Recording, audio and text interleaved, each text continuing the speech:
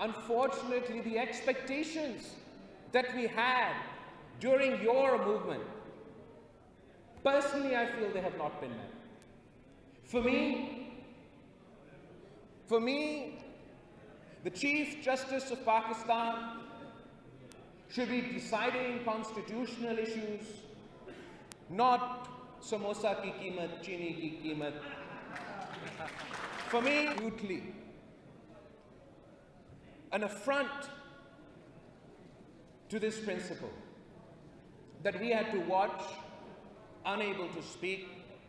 unable to act, when instead of deciding the fundamentals